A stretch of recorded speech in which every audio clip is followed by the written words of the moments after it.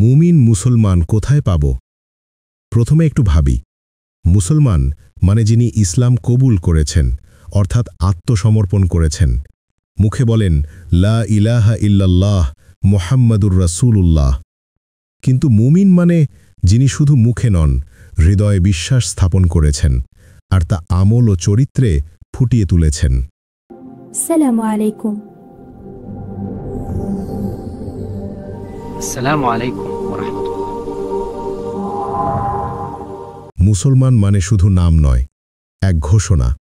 আর সেই ঘোষণা হল লা ইলাহা ইল্লাল্লাহ মুহাম্মাদুর রাসূলুল্লাহ, অর্থাৎ আল্লাহর কাছে নিজেকে আত্মসমর্পণ করা।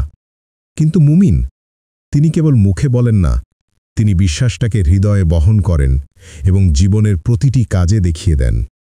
তাহলে মুমিন মুসলমান কোথায় পাওয়া যায়?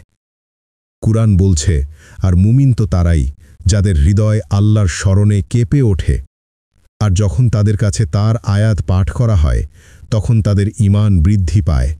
সূরা আনফাল ৮:২। অর্থাৎ মুমিন সেই মানুষ যাকে দেখলে আল্লাহর কথা মনে পড়ে, যার চোখে নম্রতা, মুখে সত্য আর হৃদয়ে খোদা ভীতি। কোথায় খুঁজবে তাদের? কোথায় পাব তাদের?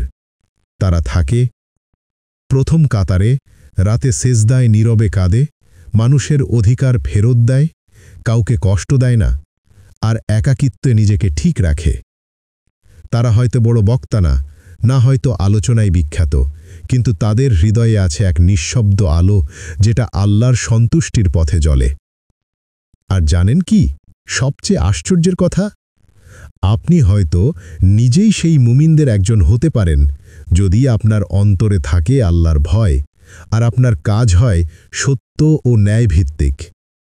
যে ভুল করে ফিরে আসে রবের দিকে, সেই তো মুমিন। যে কান্না লুকিয়ে করে স্রষ্টার সামনে। তাই আজ প্রশ্নটা আবার করেন নিজেকে, আমি মুসলমান তো আছি, কিন্তু আমি কি মুমিনও? মুমিন মুসলমান মসজিদে, ময়দানে, বনে, সর্বত্রই আছে, কিন্তু তাকে চেনা যায় না পোশাকে, চেনা যায় তার আচরণে, তার আমলে, তার বিনয়ে। এই ভিডিওটি শুধুমাত্র একটি প্রশ্ন নয়, এটি একটি আয়না, যেখানে আমরা নিজেদের ঈমানকে দেখতে পারি। ফলো, লাইক, কমেন্ট করুন, যেন এমন আরও কন্টেন্ট আপনার কাছে পৌঁছে যায়।